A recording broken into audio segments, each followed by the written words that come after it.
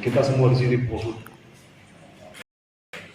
Jadi harapan saya dengan kondisi yang sama ini, kawan-kawan yang mengikuti rapat pembinaan ini juga merasa dirinya sama dengan kami. Jangan dianggap ada yang senior di sini, senior aja yang ngomong, jangan.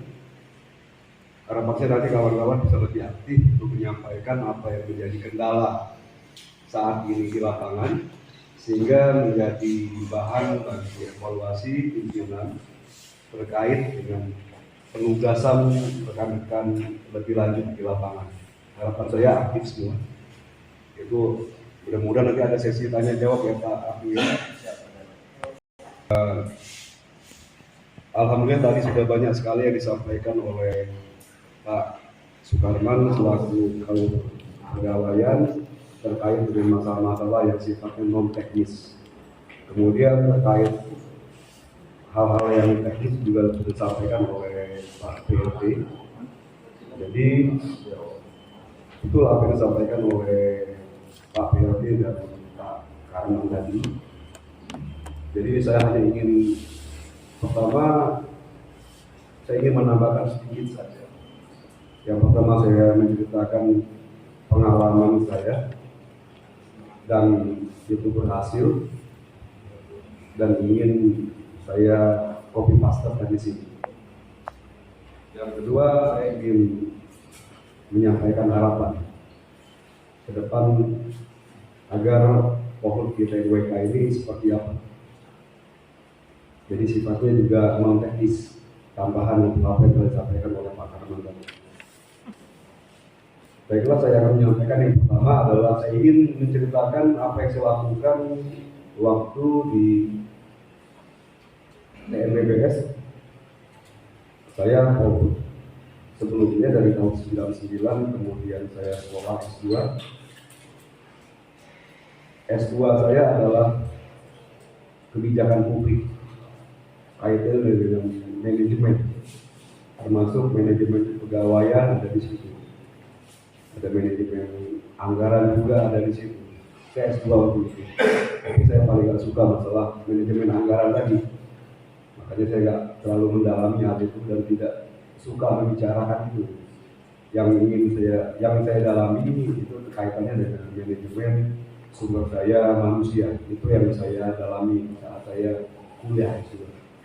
Dan alhamdulillah ketika saya lulus S2 dapat gelar. Kemudian saya akan menjadi kepala seksi di seksi 4 Bintuhan di Bengkulu.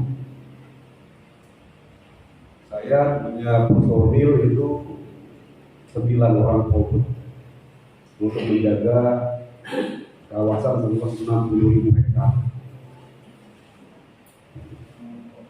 Dan saya melakukan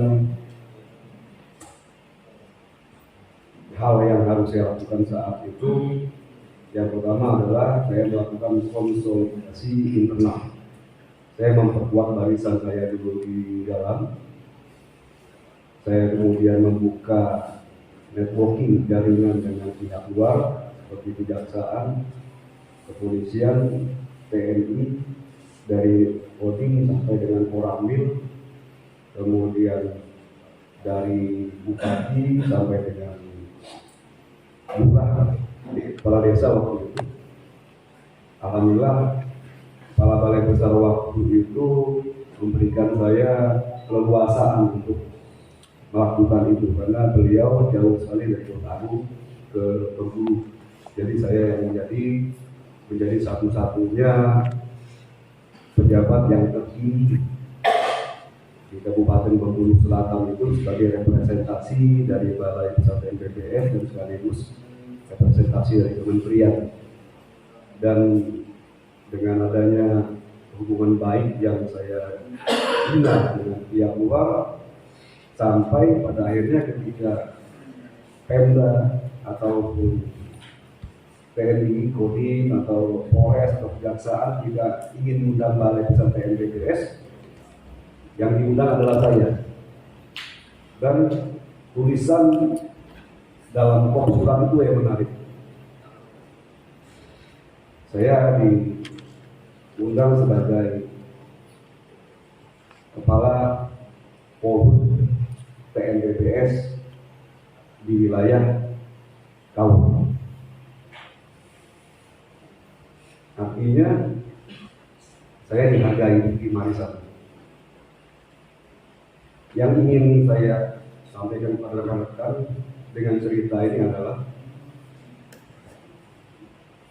saya melakukan hal-hal yang bahkan seharusnya dilakukan oleh kepala bidang atau kepala balai saya, tapi saya yang diwajibkan atau diperintahkan untuk melakukan itu.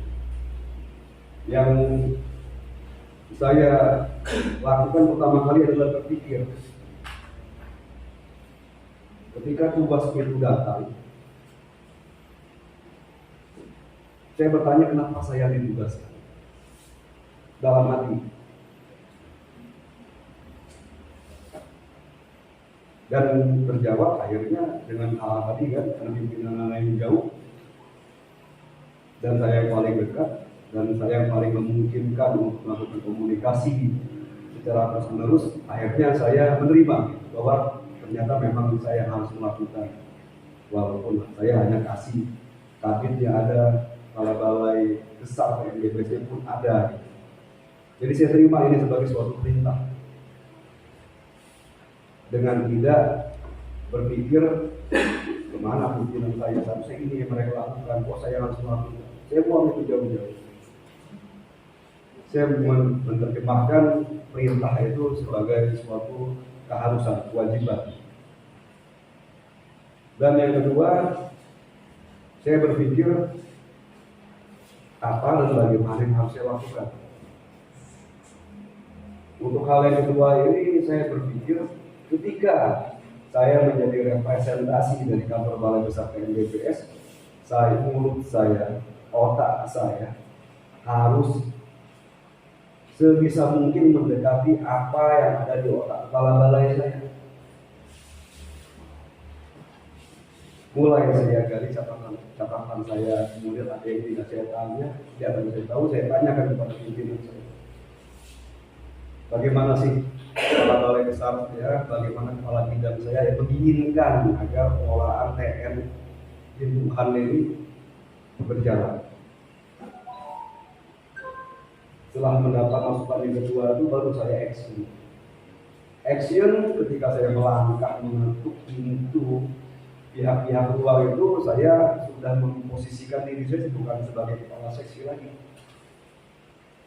tapi saya memposisikan diri saya sebagai kepala besar PNBPS di hadapan dia. Jadi walaupun saya cuma eselon 4 berhadapan dengan bupati, dengan sekda, saya tidak merasa inferior, rendah diri. Tidak. Setelah saya berpikir dua hal ini, saya tidak merasa rendah diri ketika berhadapan dengan pihak-pihak luar. Karena saya selalu mengingat apa yang ingin saya sampaikan adalah representasi dari balai besar, representasi dari direktur jenderal, representasi dari menteri. Kalau sampai saya minder di depan mereka, artinya saya mempermalukan pimpinan saya. Kalau saya sampai menyampaikan sesuatu yang salah, artinya saya mempermalukan pimpinan saya. Itu yang tidak saya mau.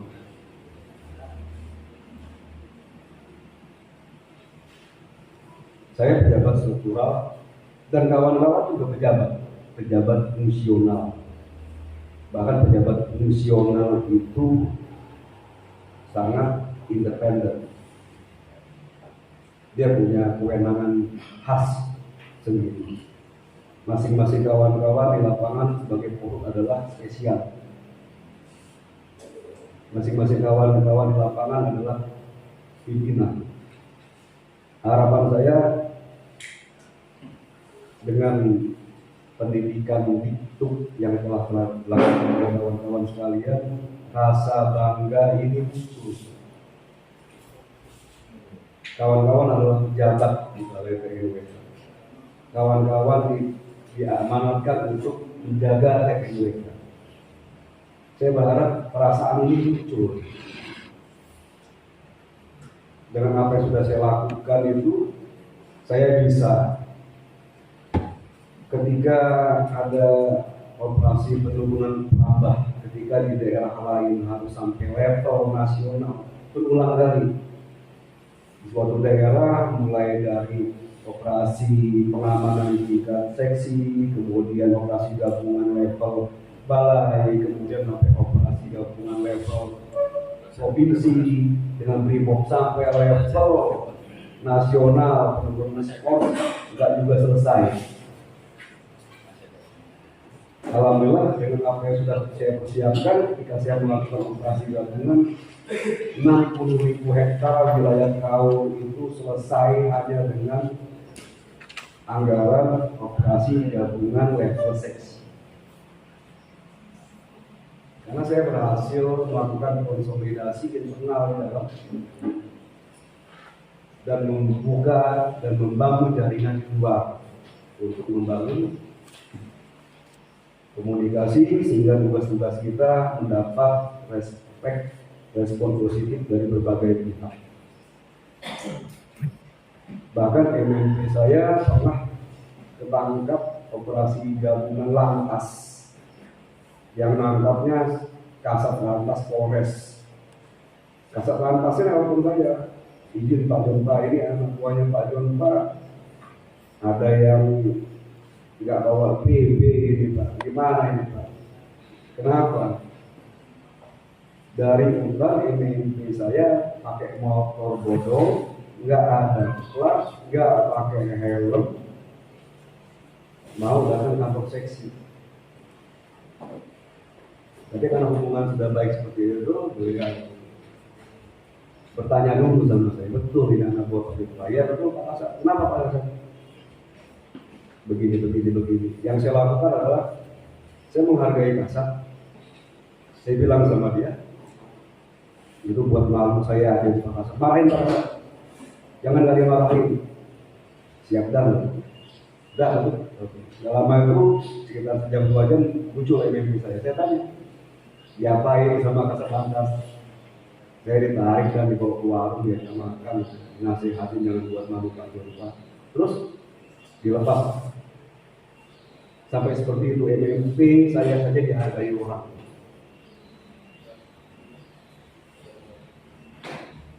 Jadi yang ingin saya sampaikan kepada rekan-rekan sekalian dengan cerita ini adalah satu, mari kita sama-sama membangun kewibawaan instansi kita di luar. Perilaku kita di luar, perilaku kerja kita harus dibangun. Bagaimana caranya orang luar itu memandang tubuh kita adalah utuh, tubuh kita solid, tubuh kita adalah satu kesatuan yang tidak tergoyahkan. Setelah itu terjadi, orang-orang akan sungkan, segan dan akan membantu kita karena respect tadi. Bagaimana caranya? Caranya adalah kalian sudah dididik, maka saya akan ceritain. Tahu istilah pecah di perut? Tahu istilah pecah di perut? Korsa pecah di perut tahu? Ini yang membuat Polri walaupun banyak sekali cerita di luar, tapi tetap saja tidak menggoyahkan institusi mereka. Ini yang membuat TNI walaupun banyak cerita di luar, tapi tidak menggoyahkan institusi mereka. Harapan saya ini juga terjadi di Polri TNWK, walaupun banyak cerita negatif, tapi tidak menggoyahkan institusi kita. Orang tidak meremehkan kita, pecah itu. Harapan saya selama pelaksanaan tugas, selama hal-hal yang berkaitan dengan pelaksanaan tugas yang dilakukan oleh kita, lakukan sebaik mungkin sesuai dengan SOP. Yang kedua, bila ada kawan-kawan kita yang kurang dalam pelaksanaan tugasnya, sebisa mungkin siapa yang terdekat sampaikan, kasih masukan agar dia berubah. Jangan malah ceritakan keburukan kawan-kawan kita ke orang-orang yang enggak. Buat apa sih? Kita satu tubuh. Kita kita satu aurat. Kawan-kawan kita adalah aurat kita ketika berpakaian sebagai pohon, jika kita berpakaian yang sama, itu aurat kita. Jadi jangan diceritakan kelemahan kawan kita di depan orang lain. Dan ketika kita bekerja di administrasi pemerintahan, kita diterapkan senioritas. Bukan berarti yang paling senior itu paling pintar, paling jago semua hal, bukan. Tapi karena administrasi yang membuat kawan kita yang pangkatnya lebih tinggi harus memposisikan yang lebih tinggi dari kita. Bukan berarti dia harus lebih pandai, bukan. Jadi jangan dibuka aurat. Fungsi kita yang di bawah adalah memberi masukan kepada senior kita. Itulah gunanya kita rapat. Kenapa ada rapat pembinaan? Kenapa ada namanya koordinasi? Kenapa ada namanya konsultasi? Kenapa ada promosi, mutasi? Semua itu untuk menangani kesenjangan kemampuan semua produk di lapangan, agar semua masukan yang positif keluar, tidak peduli dia dari pangkat yang paling rendah sekalipun. Kalau itu masukan yang paling bagus, itu yang harus dijadikan sebagai keputusan.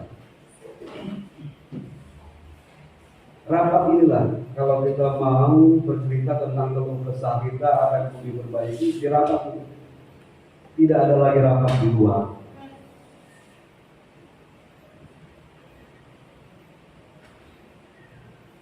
Di dalam sini kita silakan berkomentar untuk perbaikan, tapi di luar kita satu suara.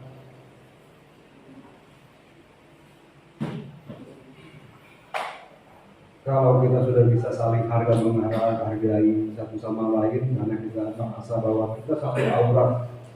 Kalau itu terbawa keluar, orang lain akan menghargai kita. Pada akhirnya tugas kita akan lebih mudah ke depannya.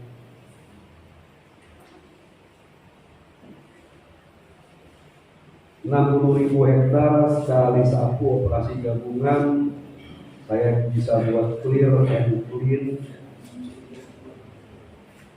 974.000 hektar. Tidak pernah tersentuh selama ini, karena dari jalan raya sampai ke lokasi yang paling jauh itu harus jalan kaki sampai 10 jam. Jadi operasi selalu bocor. Tapi bisa saya sapu. 774 kakak turun, 214 asli kabur, yang lainnya adalah penduduk yang gak jelas KTP, turun semua. Cuman 9 pohon dan 1 P 1 penyuluh. Cuman itu kekuatan saya. Tapi akhirnya operasi gabungan dibantu sama Polres, dibantu sama Kodim, dibantu sama wartawan, LSM, kejaksaan, semua jadi mungkin.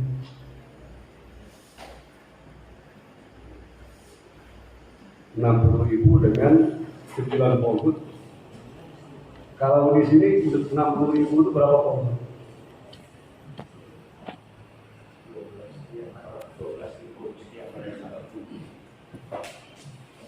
Seharusnya kita bisa lebih dari ini. Saya sudah membuktikan bahwa saya bisa melakukan. Saya mengajak kawan-kawan menyadari harga diri kawan-kawan, menghargai diri kawan-kawan sendiri, dan menjadikan Polhut sebagai satu aurat, satu kehormatan.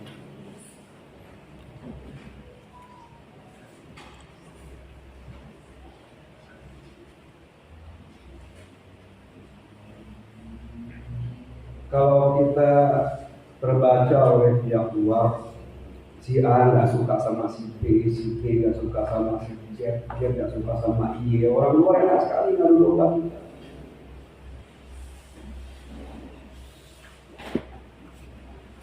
Siapa yang nggak kenal sama jumpa satu pemburu? Kenal semua. Siapa yang nggak kenal jumpa di pesisir barat di luar Tanggamus? Kenal semua masyarakat. Tapi apa masyarakat bisa menjual nama saya untuk merusak hutan? Menjual nama saya kepada rekan saya? Nggak bisa. Karena kawan saya tahu siapa saya.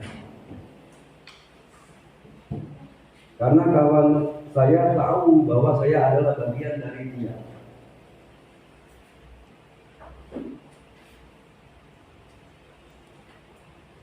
Karena kawan saya nggak terima kalau dibicarakan di depan dia.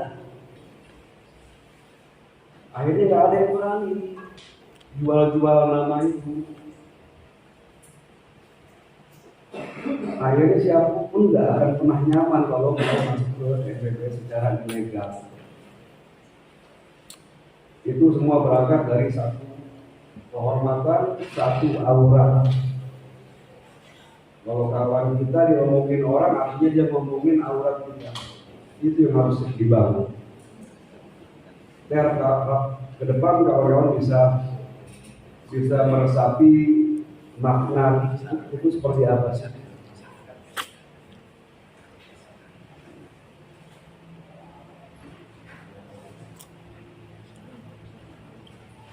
Yang kedua yang ingin saya tekankan adalah mari kita bangun rasa malu. Mari kita hidupkan rasa malu. Malu untuk bekerja tidak sesuai dengan SOP. Malu untuk mengkhianati SPT. Kalau memang harus melakukan, ya lakukan. Jangan kita nyari alasan untuk tidak melakukan. Kawan-kawan enak sekali. Di TNWK ini enak sekali. Malamnya disuruh kumpul, pagi bisa kumpul. Dan sejauh-jauhnya TNWK ini paling hitungannya adalah 2 jam paling lama. Kalau di TNWBS nggak akan pernah bisa ngumpulin secepat ini. Ini adalah anugerah, ini adalah berkah yang harus disyukuri. Mari kita buat TNWK ini jadi bagus. Karena kita sudah pengen jadi bagus. Karena kita sudah bagus, masing-masing kita sudah bagus, mari kita sama-sama berharap TNWK akan menjadi bagus. Kita polisi kehutanan, polisi juga. Tapi jangan ilmu yang negatif dari kepolisian saja kita ambil. Semua hal yang baik itu yang harus kita ambil. Malu tadi, harapan saya adalah ketika ada kawan yang malas, jangan kita ikut-ikutan malas seperti dia, jangan coba yang jelek. Malah semakin kita rajin agar yang malas itu menjadi terasing sendiri. Akhirnya mudah bagi pimpinan untuk mengatasi hal ini. Tapi kalau semua meniru yang buruk, semua ikut-ikutan malas, kacau. Bagaimana pimpinan mau merumuskan benang yang basah kalau kayak gini jalannya? Mustahil. Harapan saya seperti itu.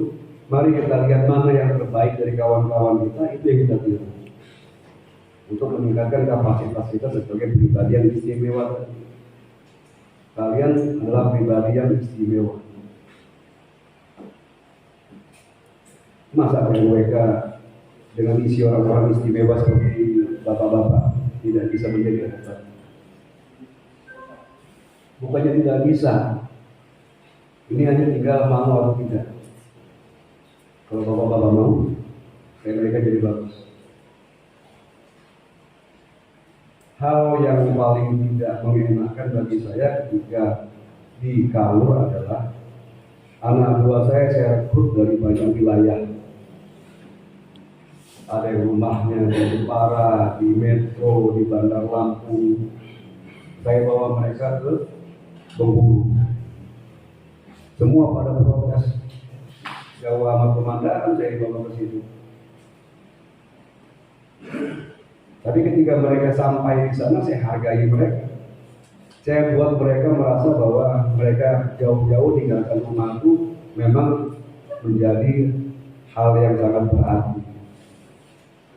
Tapi tidak semuanya anggota saya dari luar, ada yang dari Merpas. Dan saya amati ketika kawan-kawan yang jauh-jauh dari provinsi Lampung, Kabupaten di Lampung datang ke Merpas, malah dia nggak pernah muncul. Rumahnya dekat. Akhirnya saya pindah. Dia tidak pernah keluar dari Merpas sebelumnya di Bengkulu itu. Bahkan dia punya usaha minyak di rumahnya. Saya buatkan SK pindah ke Kota Agung. Saya masukkan sebagai pengurus mobil di sana. Biar dia ngerasa bagaimana rasanya jadi petugas yang jauh dari rumah. 8 bulan. Sampai pada akhirnya kepala balai nemuin saya pribadi, tolonglah Pak Jodha, kasihan si A, dia sudah ampun-ampun sama saya, tolonglah diterima lagi di seksi 4. Kepala balai minta saya untuk menerima lagi dengan janji kalau dia berubah nanti, kepala balai akan membantu saya untuk meluruskan mentalitas dia dengan menempatkannya di luar Balai Besar BNPB. Saya terima dan ternyata 8 bulan itu efektif. Dia sembuh total. Dia bisa bekerja sebagai polhut yang dekat dengan rumah dan bisa bersatu padu dengan kawan-kawan yang dari jauh. Tidak ada lagi hal yang membedakan, tidak ada lagi hal yang membuat saling tidak suka. Itu hal yang paling gak enak bagi saya ketika harus memindahkan orang keluar dari rumah. Dan saya ingin menyampaikan kawan-kawan agar bersyukur dengan kondisi seperti sekarang ini. Sejauh-jauh kawan tindakan di TNWK kita ini kemana sih?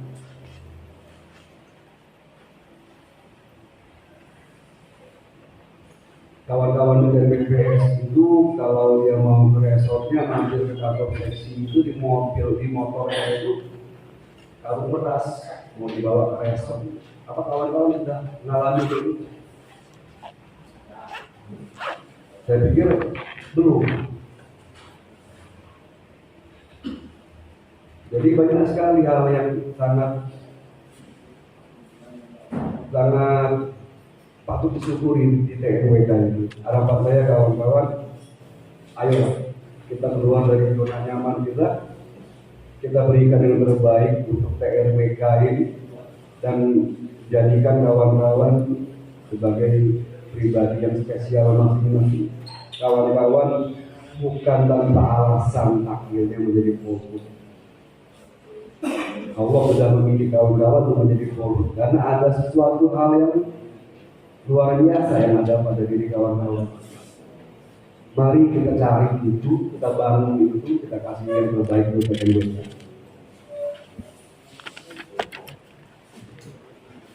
Pecah di perut, satu harga diri, satu kehormatan, kita bangun rasa malu untuk berbuat yang tidak sesuai dengan SOP. Kita bangun Polhut TNWK ini sebagai satu keluarga. Itu saja yang saya ingin sampaikan. Mudah-mudahan ke depan kita bisa lebih baik. Dan terkait dengan apa yang disampaikan oleh Pak Arman tadi terkait dengan mutasi, saya berpikir positif bahwa ini hanya untuk melakukan refreshing wawasan kerja kawan-kawan semua. Jangan beranggapan kalau seandainya ada yang dimutasi karena pimpinan nggak suka atau segala macamnya, jauh itu. Tapi jadikan ini sebagai suatu keharusan dalam membangun suatu manajemen kinerja yang baik. Dengan keluar dari atau mutasi penilaian lain, kawan-kawan akan semakin terbuka wawasannya, wacananya, dan semangat kerja baru akan muncul. Harapannya yang terbaik untuk PWK. Itu bisa sampaikan.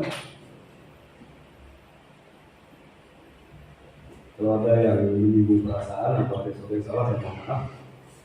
Pada Allah saya mohon ampun. Wabillahi taufiq wal hidayah. Wassalamualaikum warahmatullahi wabarakatuh. Waalaikumsalam warahmatullahi wabarakatuh. Terima kasih kepada kepala seksi, salah satu yang memberikan masukan